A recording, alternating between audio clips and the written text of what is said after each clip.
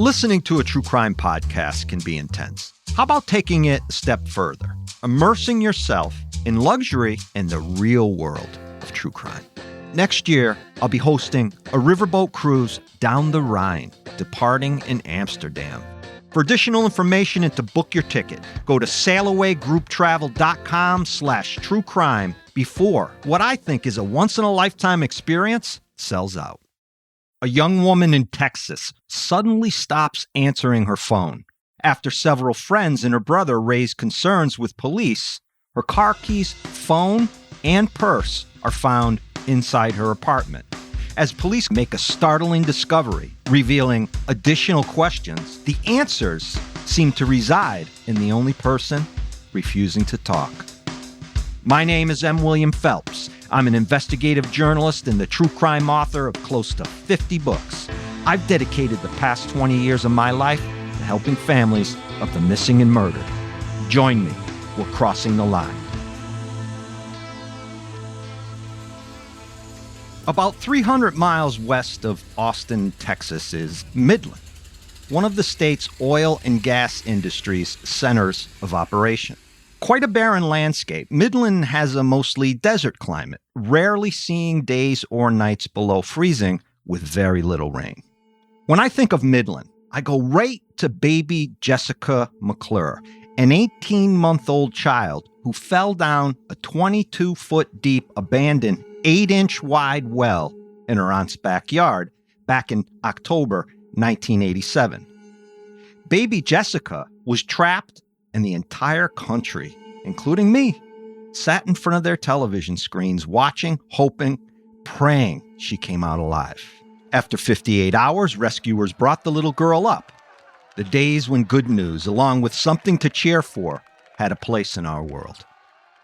Just after 11 p.m. on May 11th, 2023, Midland police receive a call to conduct a welfare check on a young woman living at the Palladium Museum Place Apartments on West Francis Avenue in downtown Midland. 20-year-old Madeline Pantoja's brother says he hasn't heard from his sister since 8 p.m. the previous night, the 10th of May. And it's totally unlike Madeline. No texts, no calls, no word. As Officer Leah Leibel responds, Madeline's brother explains that the manager of the apartment complex let him in to take a look around. What he found was even more alarming. Madeline's phone and car keys are inside, and her car is still parked in the lot. But there's still no sign of her. This is the kind of information that, as a family member, sets your heart racing. Madeline's brother adds that on the previous night, Madeline's boyfriend, Mario Chacon, had called him. "We had a fight," Mario had said, further explaining how he's been trying to call her as well, but hasn't had any luck. So Madeline's brother called her himself, and she answered. This was around 8:30 p.m. She sounded upset, he explains. As Madeline began talking about the argument she'd had with Chacon, her brother tells her he doesn't want to hear about it or get involved. The brother says he felt bad after that conversation, and so he texted her, saying he was sorry if she thought he was taking Mario's side in the argument, and then told her he'd see her that coming weekend at their other brother's graduation. But he hasn't heard from her since then. Officer Leibel makes contact with Madeline's best friend next. She talks about plans she had with Madeline earlier that night, but hadn't heard from her since 8 p.m. on the 10th of May, same as the brother the night before. Worried, not hearing from Madeline for 24 hours, her friend talks about how she drove over to Madeline's apartment and knocked on her door.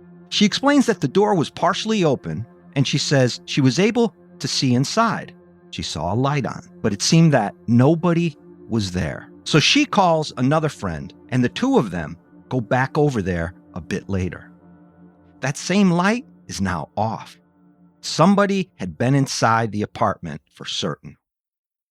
With long, dark brown hair flowing past her shoulders, near perfect skin, and the sophisticated look of an influencer, Madeline is one of those people who always says something positive, no matter what the situation is, especially while supporting her many friends when things aren't going their way. Known for her gentle, caring, loving nature, Madeline forever sees the good in people. Her smile is intoxicating and energizes those around her. She is 5 feet 4 inches tall and weighs about 125 pounds. She has 2 butterfly tattoos behind her right ear and a rose tattoo on her arm. Born and raised in Midland, Madeline graduated from Midland High School and has aspirations of being an artist and utilizing that gift to one day become a cosmetologist. Hearing that a light had been on and then off concerned Officer Leibel, and so she requests to have additional officers come out and take a serious look inside the apartment.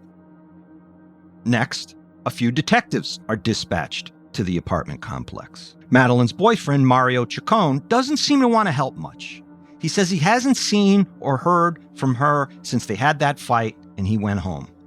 There's an early indication here that he is just fed up with the entire situation and he doesn't want to be bothered. Madeline's 2 friends explain to detectives that Mario is a bit strange, but he and Madeline seem to get along when they aren't fighting.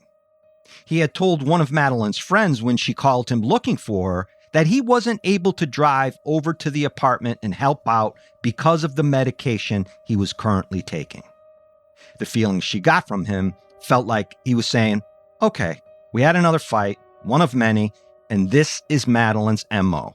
She'll cool off, I'll cool off, she'll come back, all will be well. As law enforcement start digging around Madeline's apartment, a detective interviews Madeline's next-door neighbor. She says, I heard a woman scream and lots of yelling, meaning the night before. She adds how she didn't really think too much of the argument because she had so often heard yelling and fighting coming from Madeline's that she trained herself to tune it out. There's an immediate ominous feeling inside Madeline's apartment. There's a dirty bucket of water and a mop in the kitchen. The floor in that kitchen is extremely sticky, as if too much cleaning product had been used. Of great concern, Madeline's bedroom door has a hole in the center of it, as if someone punched through it. The bathroom door, the same. It's clear both of the doors had been damaged recently. Inside Madeline's bedroom, the bedspread is missing from her bed, and there is a visible dark red stain on the bedsheet.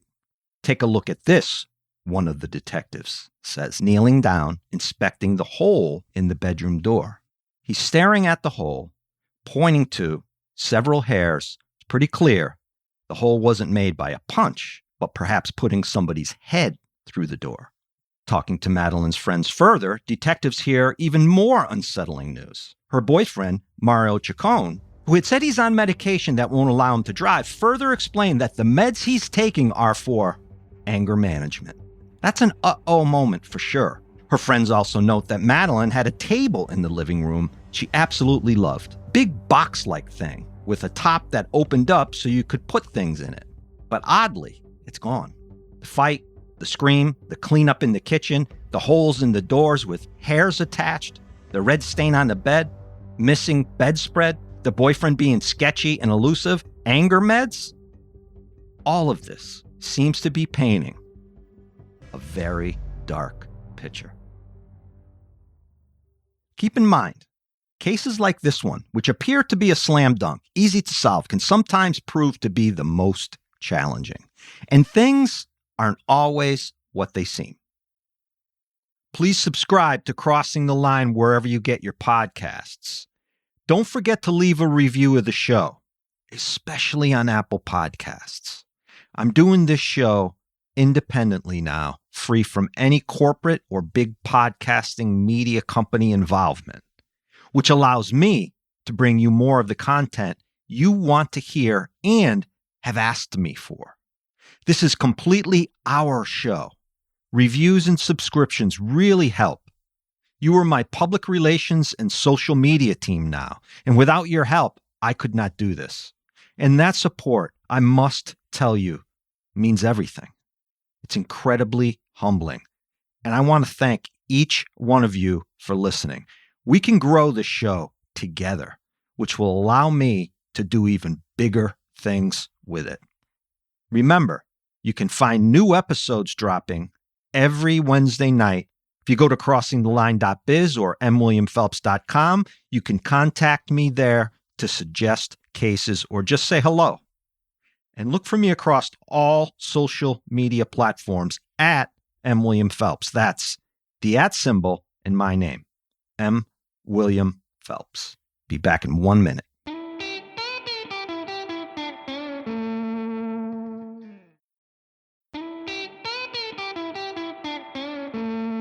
With Madeline Pantoja missing and what seems to be the remnants of a violent fight inside her apartment, Midland detectives are now looking to speak with Mario Ciccone, Madeline's boyfriend. It takes a day to track the guy down and get him to agree to an interview. It feels like he doesn't want to deal with the situation. Or he's hiding something. This is simple investigation 101 stuff here. Girlfriend missing? You go to the boyfriend first.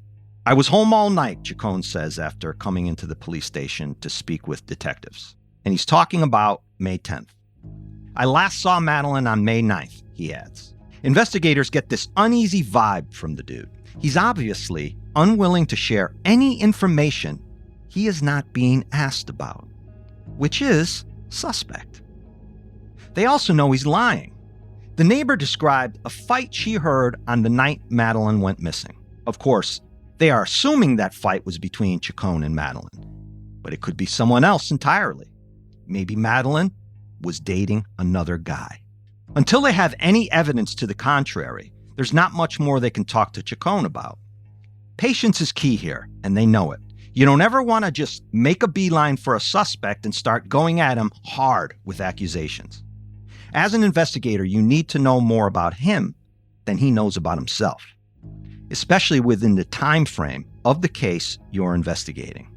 Make him think you're simply conducting routine inquiries and he is a part of a long list of people to speak to. CCTV is, of course, one of the first pieces of a mysterious puzzle investigators go to. Madeline's apartment complex did not have cameras, but many of the local businesses surrounding it did. So Midland investigators pull all of the video and spend the day, May 12th, going through it. Late into the day on the 12th, investigators go back to Mario Ciccone and ask him to come into the station once again. They have a few more questions and need a timeline from him of May 10th and what he did that day. First thing they do is explain that the conversation between them is considered a non-custodial interview, which means simply he is free to leave at any time. I did forget to mention something, he says as he sits down. I went out that night with my cousin and had drinks. I went over to the apartment complex where Madeline lives because my cousin lives there too, and I dropped him off after we went out. He says he made it back home just after 11 p.m. And you didn't go anywhere else after that, one of the detectives asks. No, he says. And are you the only one who drives your truck? Ciccone says he is. And you did not go anywhere else for the rest of the night? No, he repeats. He doesn't mention any argument with Madeline or even seeing her. They know he's lying again. Multiple CCTV cameras captured Ciccone driving his Ford pickup in the same area of the apartment complex between the hours of 12:30 and 3:30 a.m. This would be the second uh-oh moment. They don't say anything to him at this time, however, and Ciccone leaves the Midland PD. As investigators wait on a search warrant to be signed so they can search Ciccone's phone, vehicle, and home, public pleas from Madeline's family go out as several TikTokers begin posting videos about her disappearance. There's even a reward offered. With no word from Madeline in what is now over a week, those who love her fear the worst. There is no way Madeline would go off the grid and not contact family or friends for this long, no matter what is going on in her life. Midland police detectives know Mario Ciccone has been untruthful. And so the question becomes, why would anybody not involved lie about their movements? More than that, why wouldn't Ciccone want to help find his girlfriend? The only answer is, he's responsible for Madeline's disappearance. So that's how they approached the case. Chacon is 24 years old. He has a scraggly beard, curly black hair, and this large tattoo of what appears to be an angel or the Virgin Mary beginning at his throat and covering his upper chest.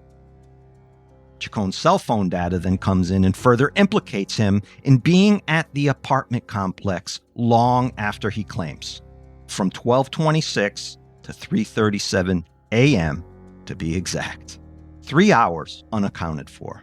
All of those hours spent at the apartment complex where Madeline lives. By May 18th, Chacon is back at the Midland PD, sitting once again for an interview. This time, they confront him about his lying. "We'd like you to take a polygraph so we can rule you out of this thing and move on," they tell him. Chacon looks at both detectives. "Nope, I want to leave now." They have no choice at this point but to let him go.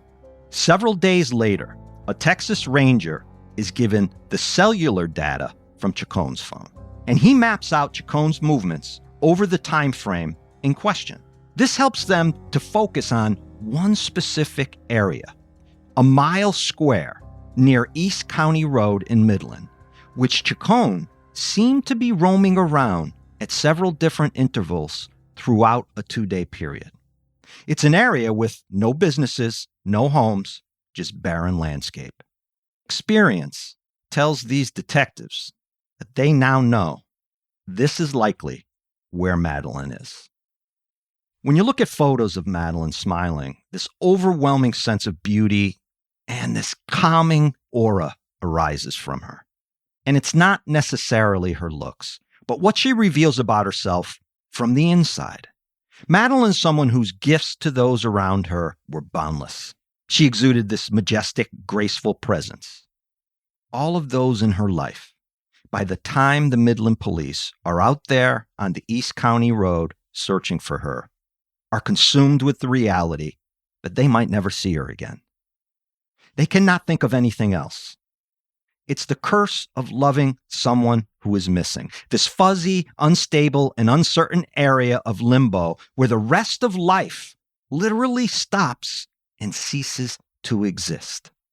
Your entire focus is on the missing person. You cannot do anything else but think of the worst.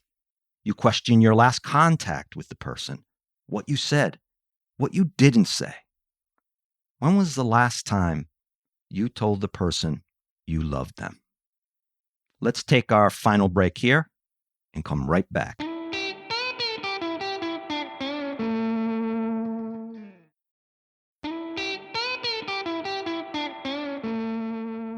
Midland police know that Madeline is somewhere within the boundaries of Mario Chacon's cell phone data taken from that early morning after the fight he and Madeline undoubtedly had on May 11th.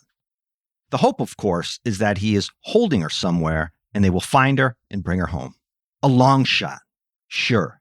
But this is the only hope one can grasp hold of in such a situation. So you grip it tightly until you know differently. With canines rustling and sniffing the dry landscape, packs of officers conducting a grid search, they come upon an area where the dogs become extremely excited. Within some time of searching this specific section of the landscape, far off the beaten path, they discover the remains of a young woman. Madeline is identified by the jewelry her family had told police she routinely wore. One report notes that Madeline was found inside that large coffee table, missing from her apartment. Mario Chacon is then promptly arrested on first-degree murder charges. His bond set at $3 million. Chacon faces a mountain of evidence, no doubt much of it forensics from the apartment and the crime scene where Madeline's body was found. It seemed as the fall of 2023 came around that Chacon was headed in the direction of a plea deal. That's probably a smart thing to do in Texas with the death penalty on the table. Texas, unlike many states, does not play when it comes to death sentences. They hand them out and they carry out executions. I've investigated many cases in Texas, written many books about Texas murders, and the one constant is that juries favor the prosecution hands down. They like to put murderers away in Texas and make them pay. They like that eye for an eye type of justice out there. And whether you agree with capital punishment or not, it is something that Texas seems to hand out when murder cases are particularly cold and callous with aggravating circumstances. Chacon's lawyer spoke to the press in October 2023 and mentioned that he is planning on filing a motion for the case to be moved to a different county because of the press coverage. He also said he has not had a chance to go through all of the evidence. The evidence part, I can understand. The press coverage, not so sure this case warrants such a drastic move. Chacon's case is right now in that place where motions are being filed and hearing dates on those motions are being discussed. Although everyone is presumed innocent going into trial, I cannot see any other verdict in this case than guilty. There are no other suspects. There is no motive for anyone else to have murdered Madeline so brutally. Chacon has that anger issue hanging over his head, and the scene inside Madeline's apartment, without any doubt, depicts an explosion of anger. Thanks for listening. I appreciate so many of you tuning in week after week. And I want to say, I'm working on a new podcast series as we speak, which I will be announcing very soon. It's an investigative, limited series in the realm of my other podcast, Paper Ghosts. But this new project looks to delve into exclusive information I have obtained in high-profile cases, along with interviews from those involved you won't be able to hear anywhere else. This doesn't mean Crossing the Line will be taking a break. I aim to keep Crossing the Line going on a weekly basis so you'll have both to listen to. I'll be talking more about this as time goes on and announcing the name of the first case and the title of the new series in the near future. And look for me across all social media platforms using the @ symbol and my name, M. William Phelps. Thank you for supporting this show. I am allowed to do it because of you, and that truly means more to me than I can say. I'll be back next week with a new episode. Be safe. Be aware.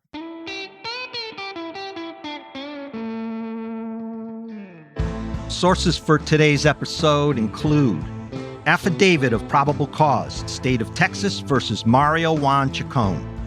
Mario Chacon's lawyer files new motion, October 13th, 2023, News West 9. Day 1 of pretrial hearing for Mario Chacon Jr., September 14th, 2023, CBS 7. CTL is produced by M. William Phelps, LLC, written and executive produced by me, M. William Phelps. Audio mastering and mixing by Matt Russell. Original music written and performed by Thomas Mooney, Tom Phelps, and Matt Russell.